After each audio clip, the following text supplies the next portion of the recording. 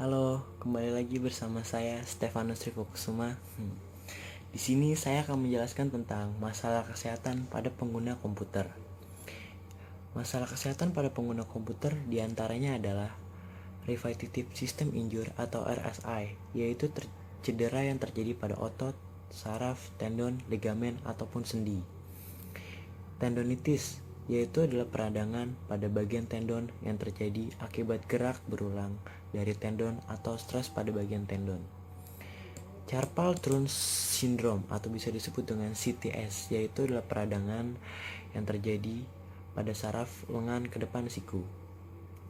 Computer Vision Syndrome atau CVS, yaitu adalah penyakit mata yang menyebabkan mata terasa kering, sakit, lelah, terbakar, atau gatal, termasuk pandangan double atau buram. Untuk menghindari gejala-gejala ini, lakukanlah olahraga-olahraga kecil dan berbanyaklah beristirahat. Dan selanjutnya, teknik meringankan iritasi pada mata atau eye strain, yaitu adalah setiap 10-15 menit istirahatkanlah mata. Melihat ke jarak jauh dan fokus ke satu objek selama 20 atau 30 detik. Putar bola mata membentuk lingkaran penuh. Tutup mata dan istirahatlah paling sedikit 1 menit. Kedipkan mata setiap 5 menit sekali. Tempatkan monitor kurang lebih dari 1 lengan dari pandangan mata. Gunakan font yang besar. Dan yang terakhir adalah sesuaikan dengan cahaya. Ergonomis dan desain tempat bekerja, yaitu adalah ilmu yang mempelajari efisiensi, efektivitas, dan kenyamanan serta keamanan terhadap benda yang ada di dalam suatu pekerjaan. Computer edition, yaitu yang terjadi ketika seseorang menghabiskan waktunya berjam-jam di depan komputer. Gejala-gejala ini biasanya contohnya seperti kecanduan game online, terlalu asik dalam bekerja, tidak mau berhenti menggunakan komputer, jauh dari orang-orang terdekat. Etika dan bermasyarakat dalam penggunaan komputer. Komputer etnik, yaitu pegangan moral yang untuk menggunakan komputer agar tidak berbuat perbuatan atau tindakan ilegal.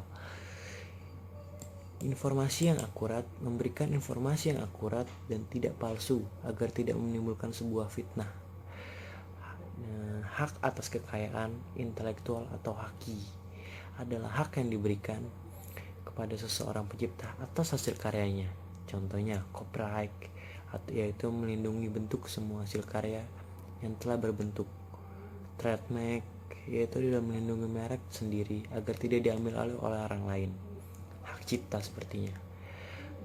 IT Code of Conduct, yaitu adalah komputer tidak boleh digunakan untuk membahayakan orang lain. Dan juga dalam kantor, pegawai juga tidak boleh mencampuri pekerjaan komputer pegawai lain.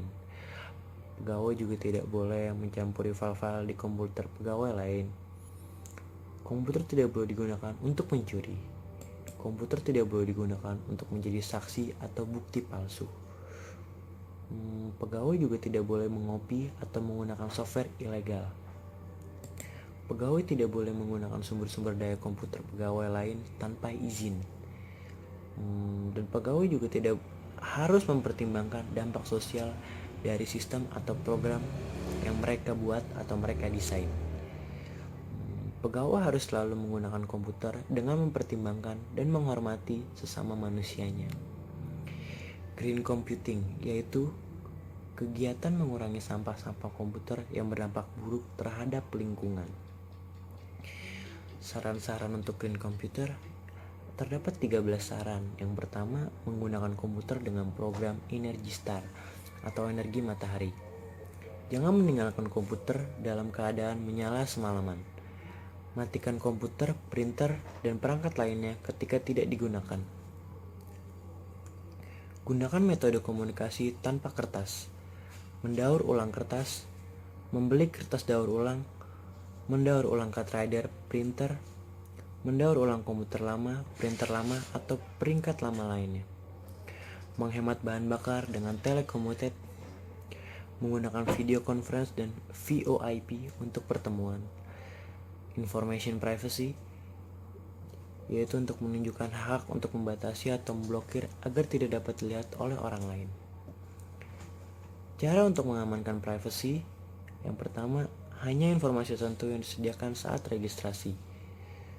Tidak mencantumkan nomor telepon, memiliki nomor telepon khusus, menggunakan private number, tidak menuliskan nomor telepon pada tagihan, meminta pada penjual agar tidak meletakkan nomor telepon pada kartu kredit, membeli barang dengan uang tunai dan tidak menggunakan kartu kredit, hindari shopping club, memberikan jawaban pribadi jika ditanya pertanyaan tentang privasi, meminta dalam bentuk tulisan yang dapat dihapus, membatasi jumlah informasi yang dimasukkan ke dalam web, batasi jumlah informasi, install cookies manager, hapus histori setelah browsing, buat akun email terpisah untuk keperluan khusus, matikan fungsi printer dan jaringan internet Anda, tidak membalas email spam, surfing di web tanpa menggunakan identitas asli.